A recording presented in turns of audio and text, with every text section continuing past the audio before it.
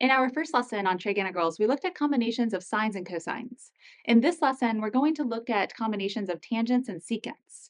So we're going to keep three things in mind. The first is this alternative form of the Pythagorean identity, cosine squared plus sine squared equals 1. So this is our famous identity relating sine and cosine. It comes right out of the Pythagorean theorem. If I divide all of the terms by cosine squared,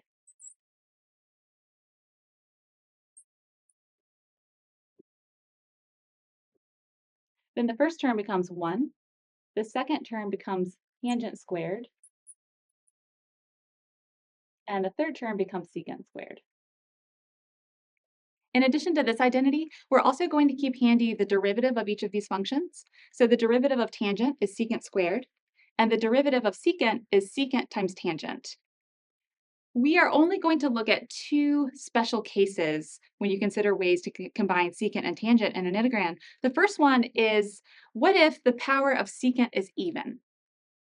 Then what we're going to use is this derivative identity. We will peel off a secant squared term. So if secant is raised to the fourth, we will kind of peel off secant squared and we'll look at secant squared times secant squared. We're going to do examples, don't worry. Okay. And then the other case that we're going to look at is, what if the power of tangent is odd? For that, we will use this identity.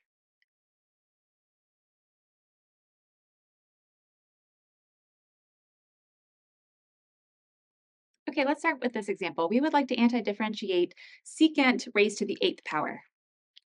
So what we're going to do, whenever we see that our secant expression is raised to an even power, is I'm going to pull off secant squared. So let me write this as secant of x, that quantity raised to the 6th power, times the square of secant of x, like so. What I ultimately want to do is, oh, whoops, and I forgot my dx. What I ultimately want to do is replace this with a future u substitution with du. And that is going to happen because the derivative of tangent is secant squared. So we're going to set this aside for now, and then I'm going to spend a line or two converting this into an expression with tangent. All right, so to convert this to something with the tangent function, I'm going to find a way to bring in that alternative form of the Pythagorean identity. In particular, if it was secant squared right here, then I could replace that with 1 plus tangent squared. So you want to take this and factor it as secant squared to whatever power you need to get back your leading power here, which is 6. All that to say that I'm going to take this first term and rewrite it as secant squared of x raised to the 3rd power.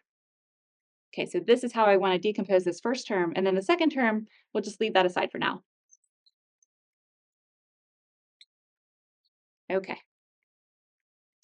Now here, this secant squared is going to get replaced with 1 plus tangent squared.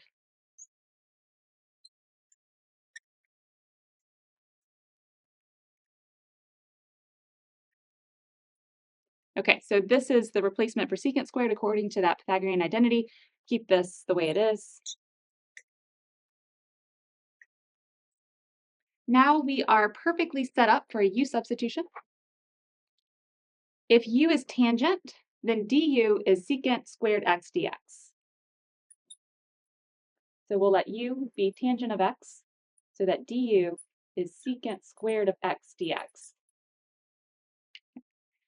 So that's why whenever your power of secant is even, you want to think about using this relationship between the derivative of tangent and secant squared. Okay, so now I'm going to rewrite this with the u substitution. Whoops. This is going to be 1 plus u squared cubed.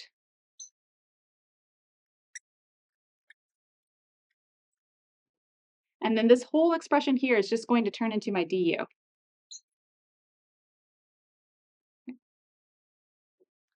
Okay, let's keep going. I'm going to cube this using Pascal's triangle to get my coefficients.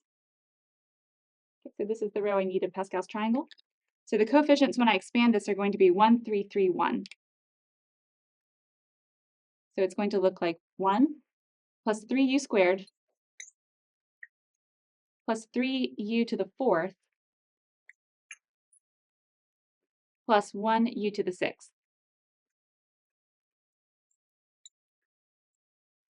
Okay. And if you don't see that, of course, you can always just cube this manually. Now let me anti-differentiate this. Each of these is a power rule expression, so each of them is going to just turn into some u to a power. So rather than write it down in terms of u and then convert it back to tangent, I'm just going to mentally go ahead and replace u with tangent every time I anti-differentiate. So this first term is going to be u. So let me write tangent x. The second term is going to be u cubed. So let me write tangent x cubed.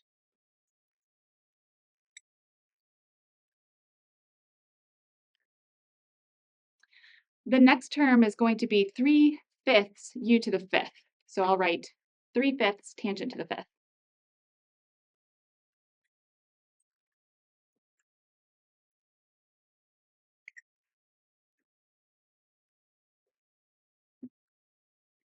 Then we have 1/7 tangent to the seventh.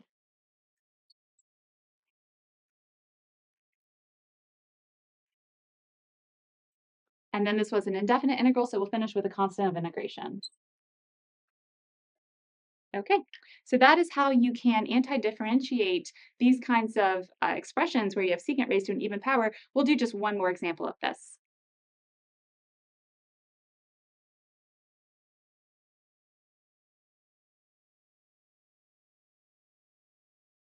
Okay, for a second example of what to do when the power of secant is even, let's look at this antiderivative. It's tangent squared times secant to the fourth.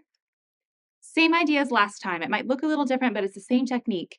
What we're going to do is rewrite this. I'm going to peel off a secant square term so that I can use this identity up here, or this formula for the derivative of tangent.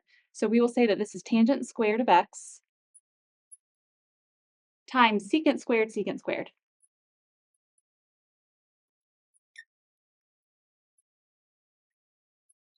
Okay. This secant squared is ultimately going to become a du. This one I'm going to rewrite in terms of tangent using the Pythagorean identity. So we'll say tangent squared times 1 plus tangent squared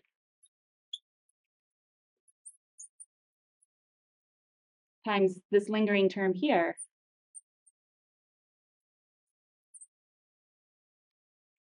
Again, we will let u be tangent of x so that du is secant squared x dx.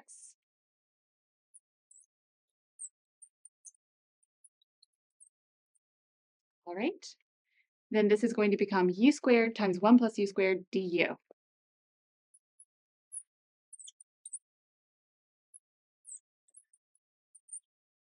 Let me give you a minute to go ahead and finish this problem, and then I will come back and take this all the way to the end.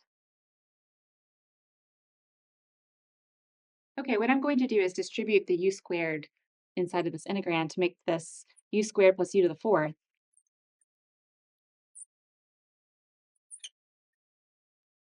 And then like I did in the previous example, I'm going to anti-differentiate this with respect to u. But since we know that u is tangent of x, when I anti-differentiate, I'm going to go ahead and plug in tangent of x. So this becomes tangent cubed over 3.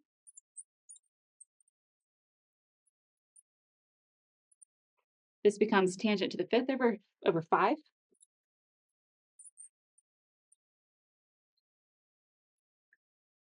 And then plus c. Okay, so hopefully we got the same answer.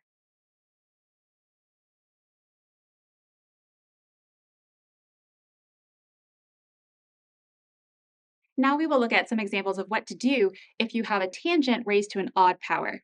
The first two examples we look at are going to be essentially special cases, and then we'll look at two more representative examples. So for the special case, technically tangent is raised to an odd power here. It's tangent to the 1. Here's what you would do in this situation is basically forget any kind of special secant tangent relationship. Let's just write tangent as sine of x divided by cosine of x.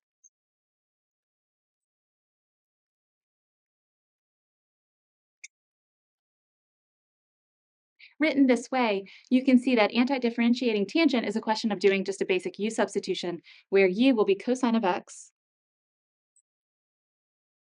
so that du is negative sine of x dx. Okay, so let me rewrite this integral now in terms of u. We will have, I'm going to write this as negative 1 over u du. Okay. The antiderivative of 1 over u is natural log of the absolute value of u. So I'm going to write this as negative natural log, I'll just write u for now. Okay, so negative natural log of the absolute value of u plus our constant of integration. Now substitute in what u was in terms of x, and we get to the antiderivative of tangent. It's negative natural log of the absolute value of cosine of x plus c.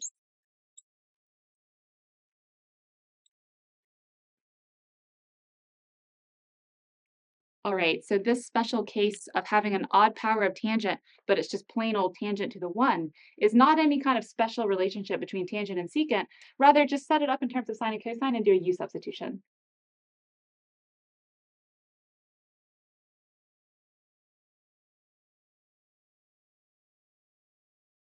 Okay, for this example, we would like to antidifferentiate tangent cubed. This example is kind of halfway between a special case and the general principle, and that secant will make an appearance, but we're also going to have that special case a second ago. So let's get to this.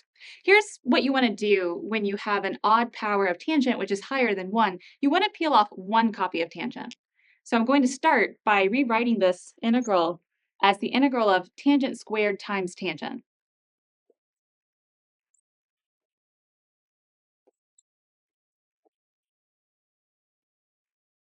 like that. This part is going to ultimately get absorbed into a du expression that will come out of the derivative of secant, but let's leave that aside for now. Focusing on this tangent squared, we can use the Pythagorean identity to rewrite that in terms of secant as secant squared minus 1. This one I'm less familiar with than the one with sine and cosine, so I always have to stop for a second. Tangent squared plus 1 is secant squared, so tangent squared is secant squared minus 1, yes. Okay, and then tan x dx.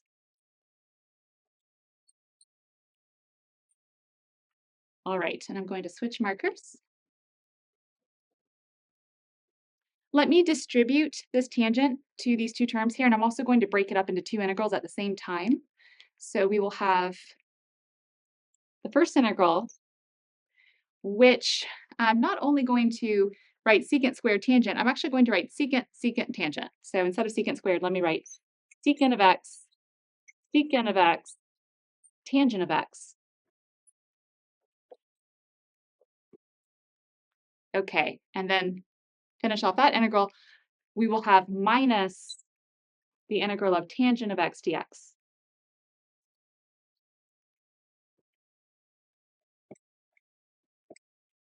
Okay. This integral represents the kind of substitution that we're going to do in the next two examples. This is what we just did. So if you just scroll to this part of the video, you missed it. We just antidifferentiated tangent, so I'm going to use that knowledge now. I'm also going to mention that seeing the secant tangent pairing right here means I'm going to bring in a u substitution where u is going to be secant of x. Here we go. Okay, so u is secant of x, so that du is secant x tangent x dx.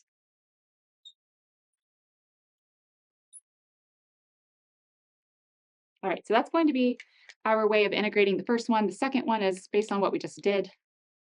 So this is u du.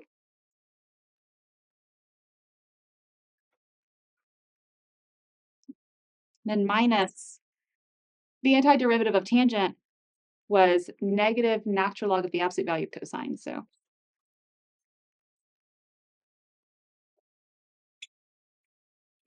like that. All we're left with here is the power rule. So this is going to become u squared over 2. I'm going to immediately replace u with secant so that we can state that the antiderivative of tangent cubed is secant squared over 2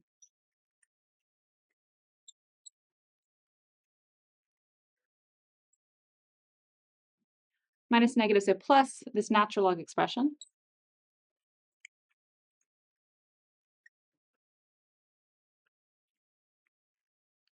markers are really on the way out. Let's see if I can make this a little easier to read. Okay. So we have secant squared over 2 plus natural log of the absolute value of cosine of x plus our constant of integration. All right, that was our second kind of special case. I call it special case because we had this term over here, which harkened back to the first example we did.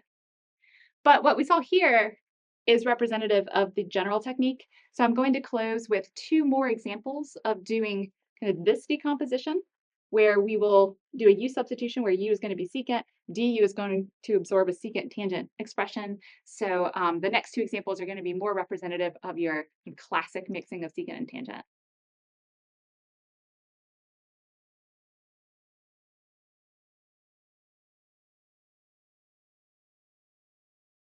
Okay, let's look at anti-differentiating tangent cubed times secant. What we're going to do is peel off one copy of the tangent. So I will write tangent squared times tangent times secant.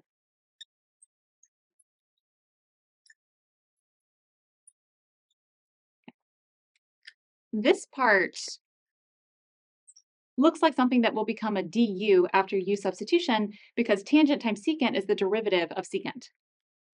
That means that I would like to take this leading term here and convert it to something to do with secant, and for that I'm going to use the Pythagorean identity.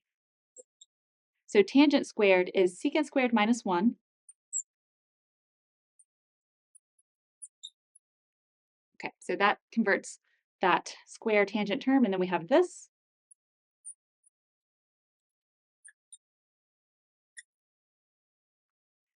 Now we are perfectly set up to do a u substitution, where because I know this derivative, if u is secant, du is going to be tangent secant dx. So let u be secant of x, du is all of this. Tangent of x, secant of x dx. Okay, so I can rewrite this now in terms of u as u squared minus 1 du.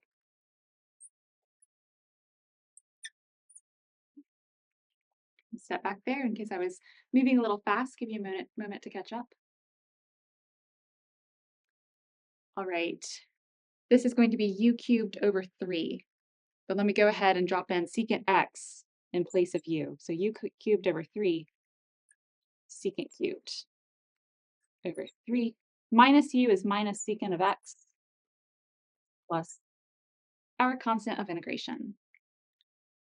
Okay. So what we're going to do when we have odd powers of tangent is peel off 1. When you do that, because it was an odd power of tangent, when you take 1 and set it to the right, what you're left with would be an even power of tangent, which means that you can convert it to expressions with secant using the Pythagorean identity. So we're going to close today with one more example where these are raised to higher powers, just so you can see another instance of how to convert this kind of term to secants, so that we can group these appropriately for the u substitution.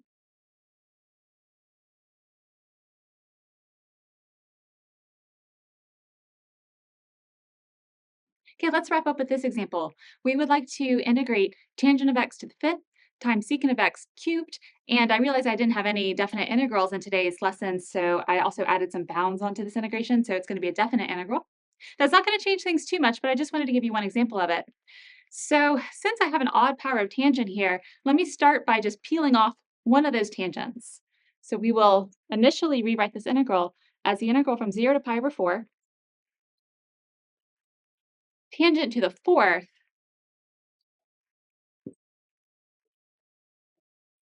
secant cubed tangent x.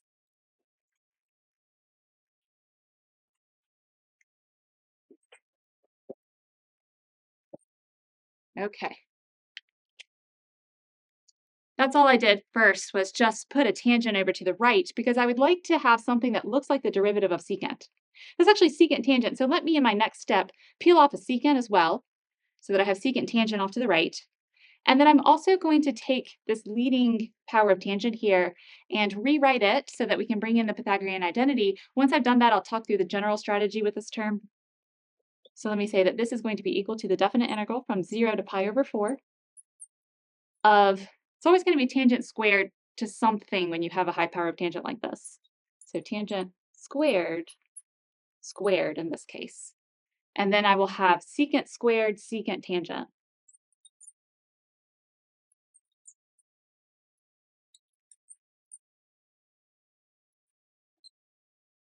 All right, let me step back and let you see this.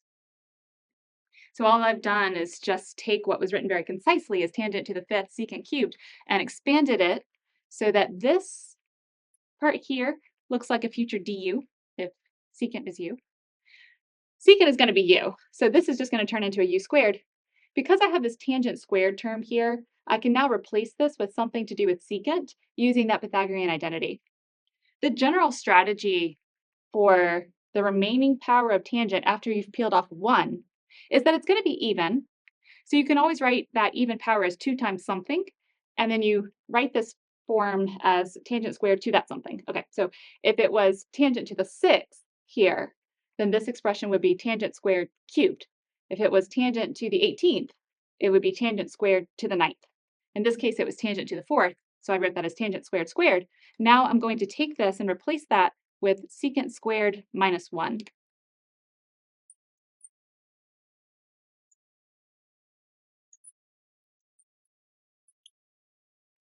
And then squared, and then the rest of it. So secant squared x, secant tangent. Okay, this is the last form I will put all these trig expressions in before we bring in our u substitution. So let me pause here and give you a minute to think about this form of our integral, and then go ahead and bring in your u substitution. So u is going to be secant, what's du? This is a definite integral, so you are going to want to change your bounds. 0 to pi over 4 is for x, so see if you can work out what the appropriate bounds for u should be.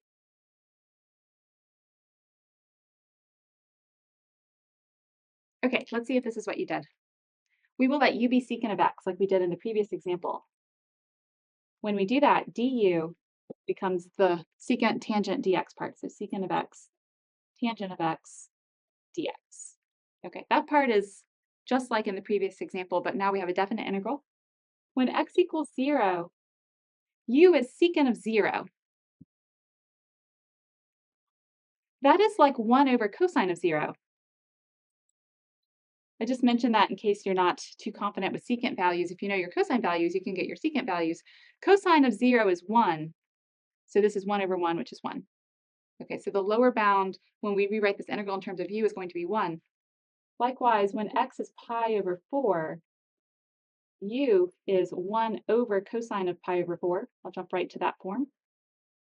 That is 1 over the square root of 2. So that's actually just square root of 2. Kind of nice. Okay, so let me rewrite this integral now in terms of u with the appropriate bounds. This is going to become the definite integral from 1 to square root of 2, u squared minus 1 squared, u squared du. Okay. At this point, we could stop because this is now just kind of regular polynomial anti-differentiation, but let me go ahead and finish it. So I'm going to expand this out, and let me do this to the right so I don't run out of room. I'm going to do something a little risky. I'm going to expand this out and bring in the u squared at the same time. So my first term is going to be u squared times u squared, so that's u to the 6th. Then minus 2u squared times u squared is minus u to the 4th. Minus 2u to the 4th, almost made my first mistake. Not my first mistake ever, but my first mistake in expanding this. And then plus 1 times u squared is plus u squared. Okay, hopefully that looks good.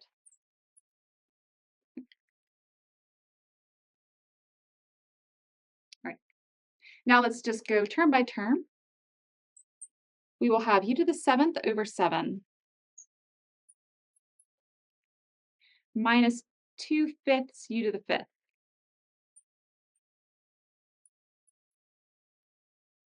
plus 1/3 u cubed.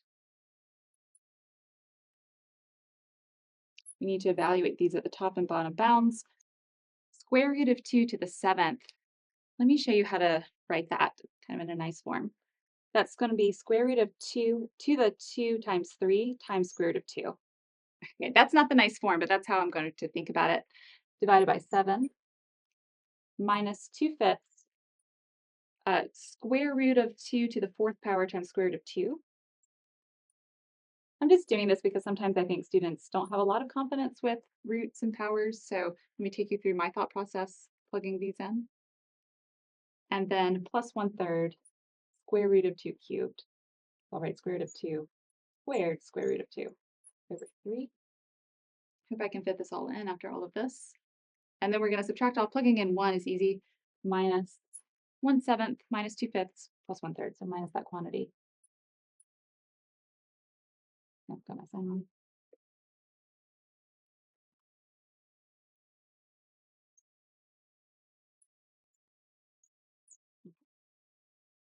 Okay, just in the interest of a little bit of algebra, let me take you through why I wrote the square root of 2 powers like this. So if you get a little stuck when you see expressions like square root of 2 to the 7th, you can think of that as square root of 2 to an even power times square root of 2, and then this is going to turn into an integer. So square root of 2 squared is 2, cubed is 8. So I'm almost out of room, but let me see if I can write it down here as 8 square root of 2 over 7. Okay, 8 square root of 2 over 7 minus, this is a leading 2/5 term.